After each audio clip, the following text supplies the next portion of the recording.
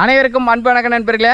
நம்மளுடைய வரி கத்திரிக்காய்கள் ஒவ்வொரு நாளுமே ஒரு சைஸாக இருக்குது. ரொம்ப பார்க்குறதுக்கே ஒரு இன்பமாக இருக்குது. நான் தினைக்கும் இந்த காய்களை பார்த்துட்டு தான் இருக்கேன். ஒரு 4 நாட்களில் இந்த பிஞ்சுகள் நம்ம சின்ன கடுகளவு இருக்க குறித்தில் இருந்த நம்ம பார்த்துருக்கோம். இதுதான் எங்களுடைய விவசாயம். ஒவ்வொரு நாளும் பார்த்து ரசித்து தான் இங்கே விவசாயம் செய்கிற நண்பர்களே.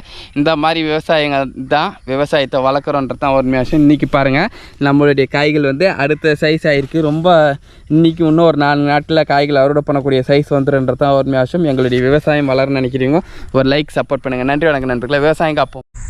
அனைவருக்கும் அன்பு வணக்கம் நண்பர்களே. நம்ம கத்திரி சாகுபடி செய்ய ஆரம்பித்து 50 நாட்கள் ஆகுது நண்பர்களே. இந்த 50 நாட்களில் நம்ம தோட்டத்தில் பிஞ்சுகள் வைக்க ஆரம்பிச்சிருக்கு. நம்ம இன்னும் ஒரு 3-4 நாட்களில் நம்ம தோட்டத்தில் காய்கள் அறுவடை ஆகக்கூடிய அளவுக்கு நம்ம தோட்டத்தில் பிஞ்சுகள் இருக்குது. இன்றைக்கி நம்ம மருந்து தெளிக்கும் போது பார்த்துருந்தோம். ரொம்ப மகிழ்ச்சியாக இருக்குது நண்பர்கள். சூப்பரான ஒரு காய்கள். உங்களுக்கு பிடிச்சிருந்தா நம்ம சேனலுக்கு ஒரு லைக் பண்ணுங்கள், சப்போர்ட் பண்ணுங்கள். பாருங்கள் எந்த அளவுக்கு சூப்பரான ஒரு காய்கள்.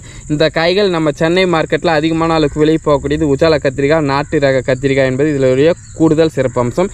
எங்களுடைய விவசாயம் யாருக்கெல்லாம் பிடிச்சிக்கோ லைக் பண்ணுங்கள், சப்போர்ட் பண்ணுங்கள். நன்றி வணக்கம் நண்பர்கள்.